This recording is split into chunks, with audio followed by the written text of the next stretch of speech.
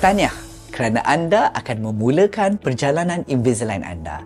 Saya Dr. Ibrahim dan saya akan bantu anda sepanjang rawatan ini. Di dalam kit Invisalign anda ada bekas hitam untuk menyimpan aligner dan buku panduan dengan semua arahan-arahan yang perlu anda ikuti. Untuk mendapatkan hasil yang terbaik, pakai aligner anda 20 hingga 22 jam sehari. Tekan aligner perlahan-lahan pada gigi hadapan, kemudian tekan bahagian gigi belakang sehingga aligner betul-betul terpasang dan terletak pada gigi. Anda boleh gunakan Chewies untuk memastikan aligner terletak dengan sempurna supaya rawatan dapat berjalan dengan lancar. Untuk membuka aligner, tarik perlahan-lahan dari bahagian dalam gigi geraham. Ulang cara yang sama pada sisi yang bertentangan. Ingat, buka aligner sebelum makan atau minum apa-apa selain air kosong. Elakkan daripada minuman yang panas kerana haba boleh merosakkan aligner. Setengah daripada anda mungkin ada attachment pada gigi. Attachment penting untuk menggerakkan gigi ke kedudukan yang lebih betul. Pastikan attachment ini tidak tercabut sepanjang rawatan Invisalign anda. Jika ada yang tercabut, segera hubungi doktor untuk memasang ia semula. Untuk membersihkan aligner, guna berus gigi yang lembut dengan air dan ubat gigi. Anda boleh berus bahagian luar aligner semasa ia masih dipakai, kemudian tanggalkan untuk memberus bahagian di dalam. Terima kasih kerana mempercayai kami untuk mengubah senyuman anda. Jika anda ada soalan, jangan ragu-ragu untuk hubungi kami.